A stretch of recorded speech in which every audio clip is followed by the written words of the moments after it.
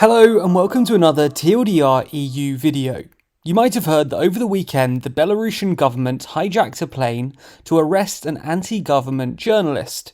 No, this isn't a B-tier action thriller, this is real life. So in this video we're going to be taking a look at Belarus's hijacking of RyanAir flight FR4978. Exactly what happened, why they did it, and what the international community is going to do about it. Before we start, if you haven't already, consider subscribing to the channel. Currently, 68% of you haven't made the leap, so hit the button to help us out and get more European news explainers like this one.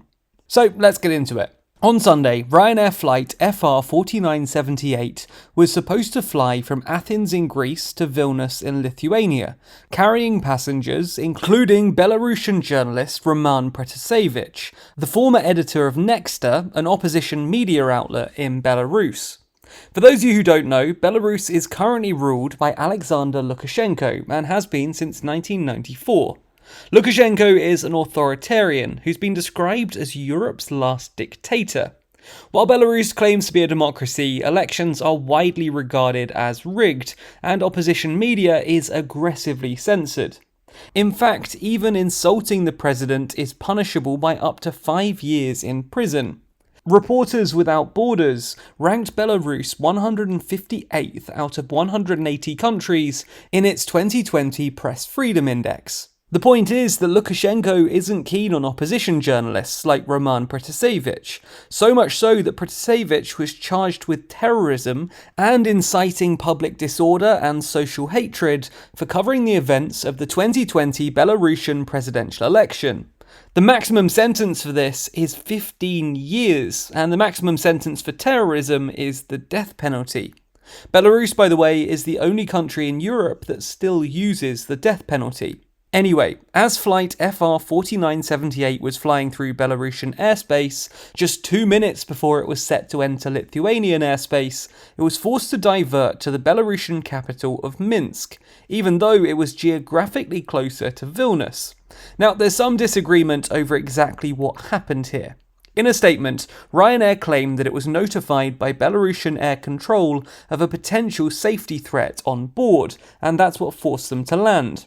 However, the current editor of Nexta claims that officers from Belarus's State Security Committee, known as the KGB, were on board the plane and told RyanAir crew about a bomb threat, which forced them to issue an SOS requesting to land in Minsk. To be honest, it doesn't make much difference whether it was the Belarusian KGB or Belarusian air control, because Lukashenko has already admitted via his press service that he personally ordered the flight to land in Minsk. Belarus also scrambled an MiG-29 fighter plane to intercept and accompany the flight. When it did land in Minsk at 10:30 am, Protasevich and his girlfriend were immediately arrested. Belarusian authorities eventually admitted that there was no bomb on board, and the flight left Minsk at 6:30 p.m. Belarus has since maintained that there was a genuine bomb threat, claiming that they'd received a threat from Palestinian militant group Hamas, which read, "If you do not fulfill our demands, the bomb will explode over Vilnius." This is almost laughably implausible, to the point where it would probably have been more plausible just to have stayed silent. For starters, Hamas are somewhat preoccupied at the moment, and the group doesn't have any history or known capability of mounting operations outside Israel and Palestine, and there's also no obvious motive. Ultimately, you can see why the international community instead concluded that the Belarusian authorities, with the aid of Belarusian military aircraft, forced the plane to land in Minsk in order to arrest Protasevich, and any talk of a bomb threat was a smokescreen. If this is the case, and the bomb threat was manufactured by Belarusian authorities, then Belarus may well have violated the UN Convention on International Civil Aviation, also known as the Chicago Convention. And you can understand then why RyanAir CEO Michael O'Leary described it as a state-sponsored hijacking. There's also been some speculation about whether this was condoned by Russia. Russia and Belarus are already sort of allies. They've got a union state agreement, nominally aimed at uniting both countries, and Putin bailed Lukashenko out when Belarus ran out of money in the aftermath of the 2020 presidential election. They might have had some disagreements recently, most notably last year when Belarus arrested 33 Russian mercenaries and accused them of terrorism, but they're still sort of mates. Some commentators therefore think it will be unlikely for Lukashenko to do something so controversial unless he knew that Russia would have his back. There's a plausible incentive for Russia here too. A state-sponsored hijacking has to provoke the sort of response from the EU that will push Belarus further away and closer to Russia. There have also been reports that 3 more passengers got off the flight at Minsk, and all 3 were Russian citizens. We should stress that none of this definitely proves that Russia was involved, it's only circumstantial, but it's certainly worth keeping an eye on. Anyway, what happens now? Well, the international community was quick to denounce Lukashenko's hijacking. Ursula von der Leyen, Antony Blinken and Dominic Raab were amongst those to issue disapproving tweets on Sunday evening. And 3 Baltic states, Lithuania, Latvia and Estonia, said that Belarusian airspace should be declared unsafe and that the 27-nation EU should close its airspace to Belarusian flights, while the Polish Prime Minister suggested suspending all flights between the EU and Belarus until Protasevich was released.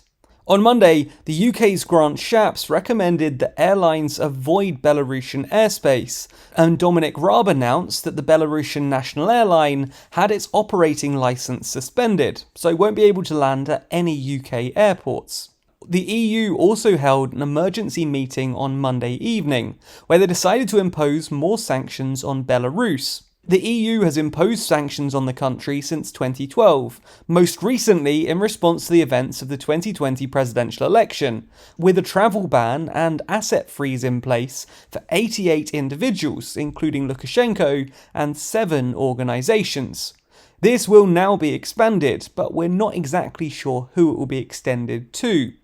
There's also the argument that more needs to be done, because while the current sanctions are pretty thorough, they still fail to deter Lukashenko from doing this. Russia, possibly unsurprisingly, took a somewhat different tone.